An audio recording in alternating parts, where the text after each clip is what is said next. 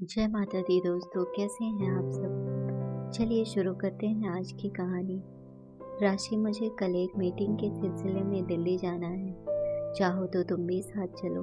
वो तुम अपनी सहेली की शादी में नहीं जा पाई थी ना, सो उससे मिलकर बधाई देती आना। मयंक का प्रस्ताव सुन सारे शरीर में जैसे बिजली दौड़ गई।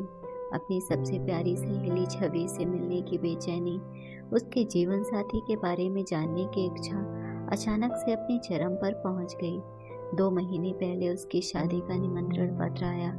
अपनी आंखों पर यकीन नहीं हुआ था। बार बार नाम पढ़कर और फिर फोन से बात कर दिल को भरोसा दिलाया कि हाँ, छवि शादी कर रही है। वो छवि जिसके लिए शादी का दूसरा नाम गुलामी की जंजीर था। एक ऐसा पिंजरा जिसमें फंसी स्त्री किसी पंछी की तरह बेबसी और लाचारी का जीवन काटकर अंत में तड़प तड़प कर अपने प्राण त्याग देती है। छवि को मैं बचपन से जानती थी। कुछ अलग ही किस्म की वो लड़की थी। मेरे घर से सटा हुआ घर था उसका। हम दोनों में खूब पड़ती थी। साथ साथ खेलते कूदते स्कूल जाते, छत पर छिपकर घंटों बतियाते। स्कूल खत्म होने के बाद वो आगे की पढ़ाई के लिए दिल्ली हॉस्टल में चली गई। उसके बाद यदा कदा पत्रों और फोन के जरिए ही सही, मगर हमारे दिल के तार जुड़े रहे। मेरा छवि से 3 साल पहले मिलना हुआ था। हमने 2-3 दिन साथ गुजारे थे। तब मैं उसके व्यक्तित्व और सोच में आए परिवर्तन को देखकर हतप्रभ रह गई थी। छवि अब वो बचपन वाली चुलबुली चहकती गुड़िया नहीं रह गई थी। उसके बदले रूप और स्वभाव को देख मैं हैरान हो गई, जिसमें लड़कों से तेवर और रंग ढंग थे, स्त्री सुलभ लज्जा कोमलता से कोसों दूर अपनी जिंदगी अपनी शर्तों पर जीने का दावा करने वाली वो खुद को सामान्य लड़कियों की श्रेणी से परे समझती और उनकी तरह शादी ब्याह कर घर गृहस्थी देखना अत्यंत हीन कार्य समझती थी। ना बाबा ना, मुझसे किसी मर्द की जीवन भर गुलामी नहीं की जाएगी। मैं अपनी दुनिया में खुश हूँ और उसमें किसी की दखलंदाजी बर्दाश्त नहीं कर सकती। मेरे सामने उसका मकान मालिक गलती से पूछ बैठा था, बेटी 2-3 दिन से दिखाई नहीं दी, कहीं बाहर गई थी क्या। बस छवि को गुस्सा आ गया। देखो ना, किस कदर की रोक टोक की आदत है इन लोगों को। मैं कहीं भी आऊं जाऊं, जीऊं या मरूं, किसी को क्या। इतनी सी बात उसके लिए उसके निजी जीवन में हस्तक्षेप का उदाहरण थी। छवि के ऐसे आत्म केंद्रित दृष्टिकोण के चलते मैं ये जानने को बेताब थी कि वो शादी के चक्कर में कैसे पड़ी। वो कौन महानुभाव है जिसका हस्तक्षेप उसने सदा के लिए स्वीकारा। क्या वो भी मेरी तरह ही घर के कामकाज करती होगी। इसी दिमागी उधेड़बुन में उलझे हुए मुझे पता भी नहीं चला कि कब मैंने अपनी पैकिंग कर दिल्ली जाने के लिए तैयार भी हो गई। रास्ते भर मैं मयंक को छवि के बारे में बताती रही और वो हैरान होते रहे। आखिरकार हम छवि के घर पहुंच गए। एक बार फिर उसने अपने बदले हुए व्यक्तित्व से मुझे अचंभित कर दिया। पिछली बार तीखे तेवर दिखाने वाली छवि आज किसी आम भारतीय गृहिणी की तरह ही नजर आ रही थी। सलीके से बधी साड़ी, जूड़े में सवरे बाल, माथे पर कुमकुम, मांग में सिंदूर। उसने हमारी खूब आवभगत की। मयंक चाय की चुस्की लेते हुए बार बार मुझे कनखियों से घूर रहे थे, जैसे नजरों से कह रहे हों, झूठी कही के तूने क्या बताया था और ये क्या निकली। मेरे पास नजरें बचाने के सिवाय कोई दूसरा चारा ना था। छवि के पति 3-4 दिन के लिए बाहर गए हुए थे। यद्यपि मेरा मयंक के साथ गेस्ट हाउस में रुकने का प्रोग्राम था, मगर छवि ने मुझे अपने साथ रुकने को राजी कर लिया। थोड़ी देर बाद मयंक ने विदा ली और उनके जाते ही मैंने उस पर सवालों की झड़ी लगा दी। ये क्या, क्यों, कैसे। छवि खिलखिलाकर हंसने लगी। आज उसकी वही पुरानी बाल सुलभ खिलखिलाहट कानों में अमृत सा घोल गई। तू अभी अभी तो आई है, सब क्या अभी जान लेगी। कुछ देर आराम से बैठ, मैं अपने 1-2 काम निपटा लूं, फिर तसल्ली से बात करेंगे, कहकर छवि रसोई में चली गई। कुछ देर वहीं बैठ मैं भी उसके पीछे चल दी। क्या बना रही है। भरवा बैगन और कचौरी। वाह क्या बात है, मगर अभी तो मुझे बिल्कुल भी भूख नहीं है। अभी तो पेट भर नाश्ता किया है। अभी तुझे दे भी कौन रहा है। ये तो मैं अपनी पड़ोसन संध्या के लिए बना रही हूँ। वो माँ बनने वाली है। तीसरा महीना चल रहा है। आजकल उसका चटपटा खाने को बड़ा मन करता है, मगर मॉर्निंग सिकनेस की वजह से रसोई में जा भी नहीं सकती। कल बातों बातों में यूं ही कह रही थी कि भरवा बैगन और कचौरी खाने का बड़ा मन हो रहा है। सोचा आज उसे सरप्राइज देकर खिलाऊं। मुझे एक और झटका लगा। पड़ोसियों के हालचाल पूछने तक को बुरा समझने वाली लड़की आज अपनी पड़ोसन को सरप्राइज देकर कुछ खिलाना चाहती है। यकीन नहीं हुआ। मैंने उसके माथे पर हाथ रखकर तबीयत देखने का नाटक किया। चल हट, अब मैं बदल गई हूँ। वो तो मैं देख ही रही हूँ, मगर कैसे ये नहीं समझ आ रहा। वो सब मैं बाद में बताऊंगी। पहले जरा संध्या को खाना दे आऊं। छवि खाना लेकर चली गई। थोड़ी देर बाद वापस आने पर उसके चेहरे पर खुशी और संतोष के भाव झलक रहे थे। लगता है तेरी पड़ोसन को भरवा बैगन और कचौरी बहुत पसंद आए। हाँ, वो इतनी खुश हुई कि क्या बताऊं। मेरा पेट तो उसका खिला हुआ चेहरा देखकर ही भर गया।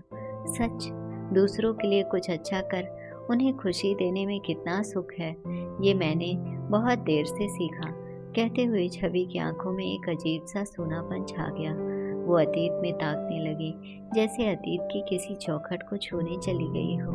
कुछ पल वहीं ठहरकर वापस वर्तमान में आई और बोली, तो कुछ अपनी सुना, घर में सब कैसे हैं? देख, मेरे सब्र का इम्तिहान मत ले। मतलब? छवि ने मुस्कुरा कर पूछा।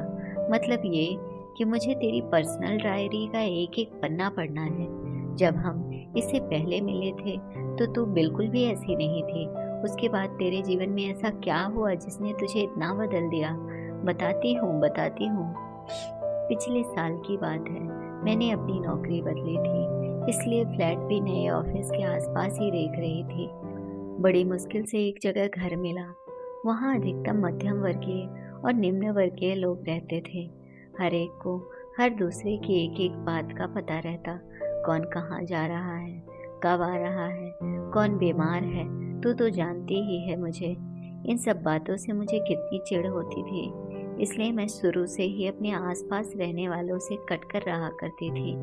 मेरे फ्लोर पर साथ वाले फ्लैट में एक रिटायर्ड वृद्ध दंपति अकेले रहा करते थे। आंटी अक्सर ऑफिस आते जाते टकरा जाती थी। वो मुझसे बात करने की और मैं उनसे बचने की हर संभव कोशिश करती थी। एक बार मुझे तेज बुखार हुआ था। मेरे फ्लैट के बाहर पड़े दूध के पैकेटों और अखबार से शायद उन्हें अंदाजा हो गया कि मेरी तबीयत खराब है। तब हफ्ते भर तक उन्होंने मेरी एक माँ की तरह ध्यान रखा। मैं ठीक हो गई, मगर फिर भी उन्हें जब भी मौका मिलता तो वो मेरे लिए कुछ ना कुछ बना कर लाती और पास बैठ बतियाने लगती। उनका व्यवहार आत्मीयता से भरा था। उनका मुझे बेटी कहकर पुकारना मुझे भी अच्छा लगने लगा था। मगर फिर वही सवाल, वही नसीहतें। कहाँ काम करती हो, क्या काम करती हो, घर वाले कहाँ हैं, शादी क्यों नहीं करती, लड़कियों का यूँ अकेले रहना ठीक नहीं है। बस मुझे उनसे झल्लाहट होने लगी। मैं उन्हें अनदेखा करने लगी। घर आती तो स्पाई हॉल से देखकर 4 में से 3 बार दरवाज़ा ही नहीं खोलती थी। एक दिन रविवार था। मैं सुबह आराम से बैठी अखबार पढ़ रही थी, तभी दरवाजे पर दस्तक होने लगी। मैं समझ गई कि आंटी ही होंगी और सुबह सुबह कौन उनके साथ अपना वक्त बर्बाद करे। सोचकर मैंने दरवाज़ा ही नहीं खोला। कुछ देर दस्तक दे वो चली गई और मैं भी इस बात को भूल गई। शाम को मैं कहीं बाहर जा रही थी, तभी हमारी बिल्डिंग के वॉचमैन ने मुझे देखकर पूछा, मैडम वो आपके साथ वाले फ्लैट के साहब की क्या हाल है? क्यों, क्या हुआ उन्हें? मैंने घबरा कर पूछा। अरे आपको नहीं पता, सुबह उन्हें हार्ट अटैक आया था। बड़ी बुरी हालत में हॉस्पिटल गए थे। मछली की तरह तड़प रहे थे। लगता था जैसे अंतिम सांसें ले रहे हों। पता नहीं बच भी पाए या नहीं। मुझे लगा आप तो पड़ोस में रहती हैं, शायद आपको पता हो। सुनकर मेरे पैरों तले जमीन खिसक गई। ओह, शायद आंटी उस वक्त मेरी मदद लेने, और मैंने दरवाज़ा भी नहीं खोला। अपने स्वार्थी कृत्य पर मेरी अंतरात्मा मुझे धिक्कारने लगी। इधर उधर पूछताछ कर बड़ी मुश्किल से उनके हॉस्पिटल का पता चला। मैं वहाँ भागी भागी पहुँची तो देखा अंकल का देहांत हो चुका था। आंटी एकदम अकेली असहाय सी अंकल के पार्थिव शरीर के पास बैठी थी। मुझे आंटी ने जिस नज़र से देखा वो मैं कभी भूल नहीं सकती। आंटी को हॉस्पिटल की फॉर्मेलिटीज समझ नहीं आ रही थी। मैंने ही वहाँ सब निपटाया। उनकी अपनी कोई संतान नहीं थी। किसी नाते रिश्तेदार को भी बुलाने से मना कर दिया। कहने लगी, जब जीते जी किसी ने नहीं पूछा तो उनकी मौत पर क्यों किसी का एहसान लूं। अंकल का दाह संस्कार विद्युत शवदाह में करा दिया गया। अपने दिल पर गुनाह का बोझ लिए मैं हफ्ते भर उनके साथ रही और उनकी देखभाल की। बातों बातों में उन्होंने मुझे बताया, जब तेरे अंकल को हार्ट अटैक आया था तब दुर्भाग्य से हमारा फ़ोन भी खराब हो गया था। मैं तेरे दरवाजे पर सहायता मांगने आई थी। सोचा था अगर तू अपनी कार से जल्दी से उन्हें हॉस्पिटल पहुंचा दे या फ़ोन करके एम्बुलेंस ही बुलवा दे, मगर मेरा दुर्भाग्य तू भी घर पर नहीं थी। बाहर से फ़ोन करने में और उन्हें हॉस्पिटल ले जाने में हुए कुछ मिनटों की देरी ने उनके प्राण ले लिए। डॉक्टर कह रहे थे अगर 10 मिनट पहले आए होते तो बच भी सकते थे। खैर, नियति को कौन टाल सकता है भला। मैं उनसे क्या कहती, कैसे बताती कि उस दर्दनाक घड़ी में मैं घर पर ही थी, मगर अपने क्षणिक स्वार्थ में आकर मैंने दरवाज़ा नहीं खोला और उनके सुहाग को मौत के मुंह में धकेल दिया। छवि फूट फूट कर रोने लगी। उसकी आपबीती सुन मैं भी अपने आंसू रोक नहीं पाई। क्या बताऊं राशि, आज तक अपने कंधे पर उस गुनाह का बोझ ढो रही हूँ। आंटी जब तक मेरे पड़ोस में रही मुझे अपना बड़ा हितैषी समझती रही और मैंने उनका सब कुछ छीन लिया। ऐसा मत बोल छवि, तुझे क्या पता था कि वो किस मुसीबत में है। इसी बात का तो दुख है राशि। मुसीबत पहले से बताकर तो नहीं आती, और जब वो मुझे अपना समझ सहायता लेने आई तो मैंने उन्हें खुद तक पहुंचने का मौका ही नहीं दिया। उस दिन के बाद वो कभी मेरे घर नहीं आई। मेरे दरवाजे पर उनकी वो अंतिम दस्तक आज भी मेरे कानों में गूंजती है। उस दस्तक ने मेरा जीवन के प्रति नजरिया ही बदल दिया। जिन सामाजिक मूल्यों की मैं खिल्ली उड़ाती थी उनका अर्थ समझ आ गया। धीरे धीरे मैंने अपने आसपास के लोगों को सम्मान की दृष्टि से देखना शुरू किया और पाया कि एक दूसरे के सुख दुख बांटने से, एक दूसरे के काम आने से कितना रस घुल जाता है जीवन में। उन्हीं दिनों मेरी मुलाकात आकाश से हुई। मेरे ऑफिस में उनकी नई पोस्टिंग थी। वो शक्ल सूरत रंग ढंग में साधारण थे, मगर उनके ऊंचे विचारों और सहायता जैसे गुणों ने मुझे बेहद प्रभावित किया। हम करीब आए और फिर हमने शादी कर ली।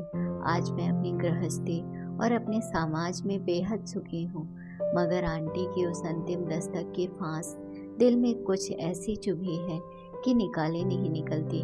मैंने छवि के हाथों को थाम लिया। ये 3-4 दिन कैसे निकले पता ही नहीं चला। हमने जी भर के बातें की, अपने खट्टे मीठे अनुभव बांटे, मगर छवि के दिल में चुभी वो फांस मैं भी नहीं निकाल पाई।